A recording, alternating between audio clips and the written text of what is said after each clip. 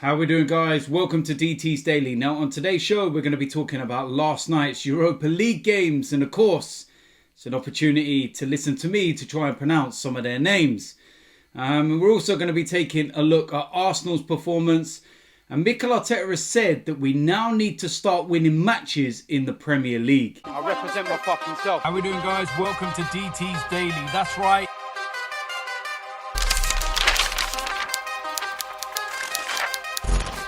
So the first place we're going to start is last night's Europa League matches, the final ones of the group. And what I can say is that Arsenal are the only club in Europe with a 100% record. Doing something right at least. But yeah, let's get into those final results. And hopefully now when the competition resumes around about February time, I believe it is, the names will become a lot more easier to pronounce because I've had some fun doing this. BSC Young Boys won 2-1 against Cluj. Bayer Leverkusen very comfortable 4-0 winners against Slavia Prague. CSKA Sofia won 3-1 against Roma. Hapoel Beersheva won 1-0 against Nice. Lech Poznan lost at home 2-0 to Rangers, and Rangers have had a very, very good campaign. Napoli drew 1-1 with Real Sociedad. PAOK Salonika drew 0-0 with Granada. PSV Eindhoven won 4-0 against Ammonia Nicosia. Rapid Vienna drew 2-2 with Molde. And significant about that is that Molde ended up finishing second of the group behind Arsenal. So very, very well done to them. Rijeka won 2-1 against AZ Alkmaar. Standard Liège 2-2 with Benfica. Braga won 2-0 against FC Zoya. Celtic won 3-2 against Lille. Finally get to win a game, and I'm sure the faithful will be happy about that, but too little too late. Dinamo Zagreb 3-1 winners against CSKA Moscow. Hoffenheim 4-1 winners against AA Ghent. Leicester 2-0 winners against AEK Athens. So they're going to be happy with their campaign as well. Ludogorets losing 3-1 at home to Linz. Maccabi Tel Aviv winning 1-0 against Sivasspor. RZ Pellets won 1-0 against Feyenoord. Slovan Liberec drew 0-0 with Red Star. Sparta Prague lost 1-0 at home to AC Milan. Spurs won 2-0 against Antwerp. And the final game was supposed to be Villarreal against Qarabag, but the game was postponed because of insufficient players. Qarabag were unable to fulfill their requirements, and they didn't have enough players because of coronavirus.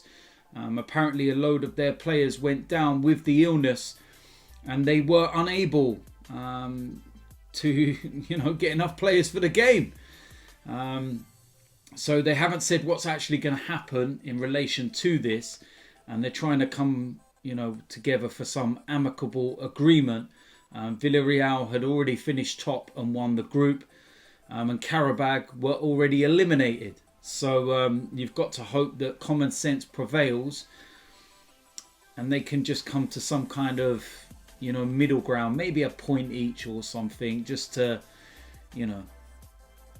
get it over and done with. It's not worth it, is it? It's not going to matter to either team in terms of the results or anything. So yeah, hopefully common sense prevails on that one, because you can't really blame Qarabag when a load of their players contract coronavirus, can you? So interesting to see what happens. And of course the last game I've not mentioned was Dundalk against Arsenal, and it was a 4-2 win for Arsenal, and there were for some very good performances in there from Arsenal. I thought Cedric played really well in the game.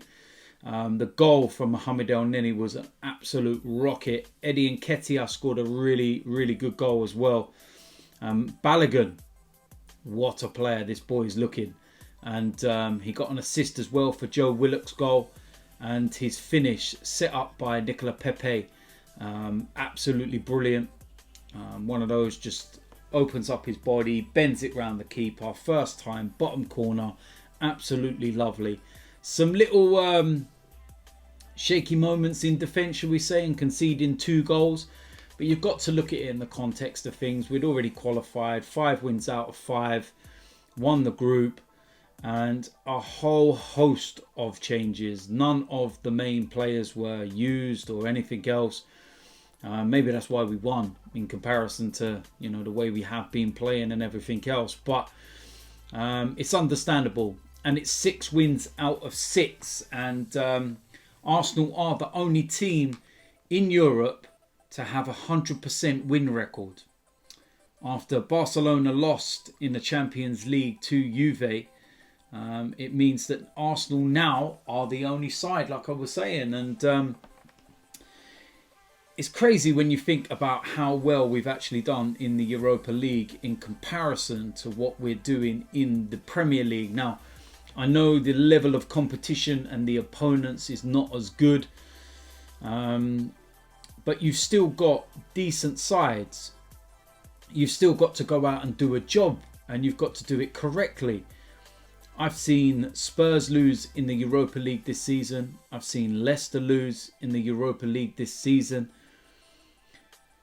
Every team, you know, has not won every game. Even Bayern Munich, you know, they drew a game. They've not lost one, but they did draw a game. And I know there's no comparison in terms of the Champions League and the Europa League and stuff, but it's still Europe, isn't it?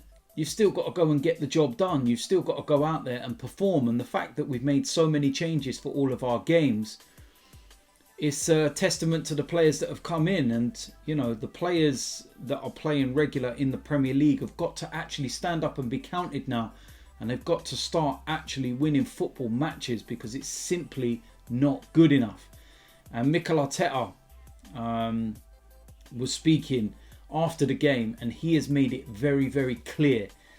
He has said, at the end of the day, we need to start winning football matches immediately.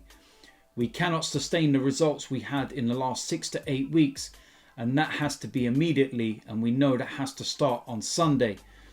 Now we have to forget about the Europa League till February and focus on the Premier League strongly. The Carabao Cup and the FA Cup when it restarts in January. And now we need everybody to be on board. Obviously, we have a large squad and we have a lot of players back from injury.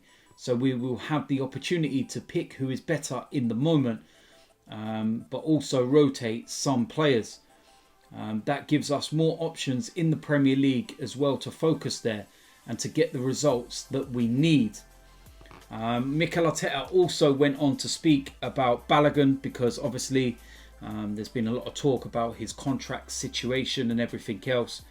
And Mikel Arteta has reiterated Balogun's desire to stay at Arsenal. His contract does run out at the end of the season. And Mikel Arteta has said that he has spoken to him and he has told him that he wants to stay at Arsenal. And that for me is good enough. When a player turns around to your manager and says, I want to stay, I don't want to go anywhere, this is where I see my future, then you've got to take that, you know, as it is. We were hearing the same kind of things before Saka signed his new contract. And that was true. We also heard these similar kind of things before Aubameyang signed his new contract. That was true. Gabriel Martinelli has also recently signed a new contract. So if you can get your best prospects, your best youngsters, the players that are there for the future of the club and everything else, to sign new deals and to be, you know, involved going forward, then that's a good thing. One of the big issues that we've had at the club is the amount of players that are just simply not good enough. And there's so many players there that are taking up spaces within the team. And some of these youngsters are quite simply better than them. And quite simply, they deserve the opportunity to show that they are better than them. I would rather youngsters, for example, that are going to be the future of Arsenal to be playing ahead of players like Mustafi. Players that, you know, have made it very clear they're not going to sign a new deal and they're going to be out of the door at the end of the season. Well, I wouldn't be playing them. I've said this countless times. I wouldn't be using those players. I'd be using the future of the club. I would be using players that we're going to be using to build around. You know, if Mustafi does stay, for example, until the end of the season, then when we redo the Europa League squads, which you're allowed to do in January, I would take out players like Mustafi. I would not use them. I would rather we bring in William Saliba, for example, if he doesn't go out on loan. And Mikel Arteta is saying that he's, you know, ready to start, you know, contesting for a place in the team. Why not take out the likes of Mustafi, bring in the likes of William Saliba? That's what I would do anyway. All these players that are out the door and on their way, get rid of them all. Don't let them play. Bring in the future and let's start to build together. That's my thoughts anyway. So there we go. That is it for today's DT's Daily. Plenty coming up over the course of the weekend. There's going to be player ratings. There's going to be preview to the Burnley game, the watch along on AFTV. DTFC, our game from last week, is out on Sunday on the DTFC channel. Links in the description for that, so make sure you subscribe. Also, if you're new here, make sure you subscribe here. Smash a like on the video, and I'll be seeing you lot very soon. I'm out of here.